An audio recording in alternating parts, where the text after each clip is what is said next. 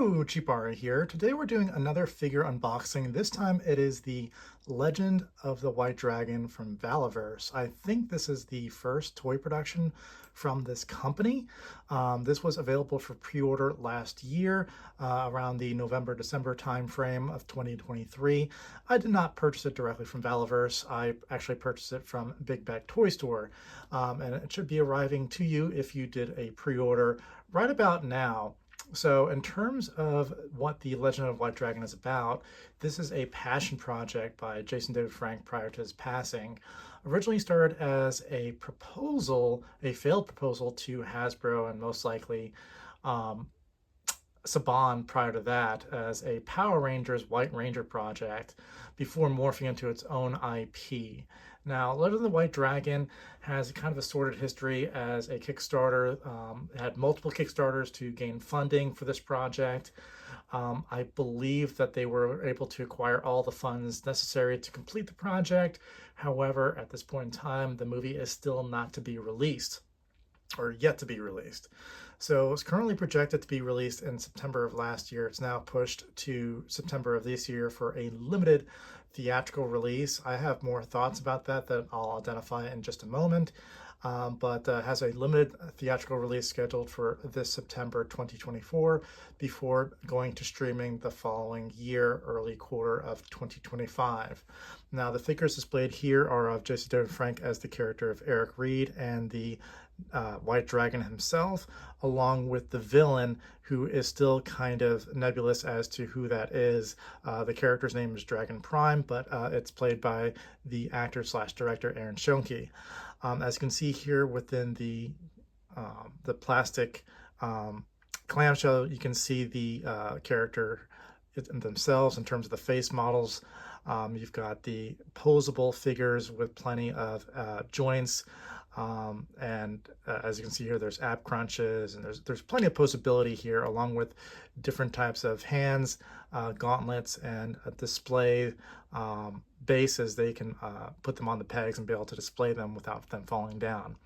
Then you've got kind of the good against evil colors, the blue and the red, and then you got the title, the slogan, the logo itself, Legend of the White Dragon, and the manufacturer, Valaverse. On the top, there you have the title once again, and then on the bottom of the box, you have Legend of the White Dragon, some terms and conditions. Going on to the side, you've got the White Dragon himself, and looks like he's powering up there. And of course, these costumes are very reminiscent of the Super Sentai Power Rangers that it was originally based off of. Go on to the side, you've got Dragon Prime.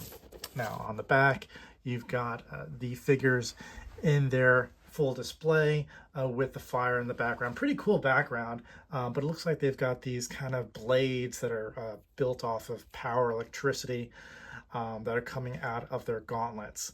And again, you got White Dragon and Dragon Prime in terms of the names of each character, or the suits or the personas that they have, along with a description of the movie summary. And you've got Jason David Frank, Eric Reed, aka the White Dragon, Jason Frank, who after being a fugitive on the run for 3 years has returned to the city he fought to protect. He must reclaim his powers, protect the family he keeps in secret before the mysterious Dragon Prime, Aaron Schoenke, unleashes his own revenge. And it looks like you can follow the company on Facebook, but again, I have no idea about this company. I'm assuming this is their first toy production. So with that, we're going to get this open and see how the figures look inside. Okay, so here you have the figures outside of their cases. You can see here that the background of the box with the plastic taken out is once again the helmet of the White Dragon. Clearly you can tell the diamond on the helmet, once again very reminiscent of some of the inspirations of the Power Rangers. And looking at the helmets themselves, very detailed, and again similar to the Power Ranger helmets as far as having the animal sculpt, kind of showing the visage of the actual visor, just kind of that mouth, and of course the head going inside the helmet. You can switch out the ball joint top between the different molds between the head and the helmet itself. So for the purposes of display, I've taken off the helmets and put on the civilian head displays. Same thing with the Dragon Prime in terms of being the same design, simply painted a different color. And that seems to be the case of both figures, probably due to the budget of the film in terms of the two different suits between hero and villain just being a color swap, with this being more of a silvery black charcoal and this is being more of a gray, silvers, and yellows. Now, looking at the figures, this sculpt is amazing for Jason David Frank in terms of being, I believe at the time of his passing, about 48. Could be incorrect about that, but he was nearing 50. Don't know about the story of this barcode that's on the side of his head. Again, once we see the movie, which hopefully we will, we can learn more about that. But this is a great sculpt of Jason David Frank, and especially since we've never gotten him in his older look in any of the Power Rangers figures from the Lightning Collection. This is a great figure to have, and very similar to the White Ranger and to the Green Ranger. You've got that armor right there. Very cool to have that shield brought back from the Power Rangers for this new IP, and looks great here. And it looks like there is that diamond crest that keeps on flowing throughout the costume, and these little gauntlets and different pieces that have been added to the suit. Plenty of texture to it, and kind of these little almost like dragon ribs that are part of the suit, along with a lot of this lining and the tactical nature of the suit. These shiny boots, everything has plenty of detail, and they come with these translucent blue and red bases. Now, he fit just fine on the pegs, and he stands great without any type of weight issues. But unfortunately with Dragon Prime, he's only on one of the pegs for whatever reason. Either the peg itself, I think it's actually the figure, that the hole that the foot is supposed to go into the peg seems a little warped. Just some minor quality control issue. Otherwise, that's the only issue I see between the figures. The detail on both of the figures look great. Again, as you can see here, just the level of texture to the shield, to the suit, looks awesome. Plenty of posability from the ab crunch to plenty of joints throughout the figure to be able to pose it in any which way possible.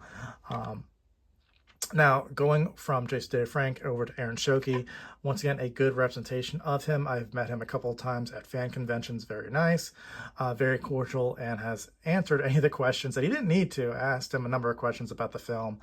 But again, it's the same figure, just a different color, but stands out nonetheless. And they've got both these blades that come from their gauntlets, which is interchangeable. They do come with the non-bladed gauntlets, so you can switch those out so that you don't necessarily need to have those. There's plenty of hand replacements. I believe there's 4 for each character. You can see here these are more closed fists, but you also have the open hand as well. And once again, plenty of texture there as well to be able to see on the knuckles, kind of like almost like a Wolverine type of like a brass knuckle element to it. Almost looks like there's going to be daggers that come out of it, but pretty cool. And again, hugely textured in terms of the glove, having that mesh texture to it that plenty of the suit has. So just a bunch of some closing thoughts overall. Looking very much forward to this film.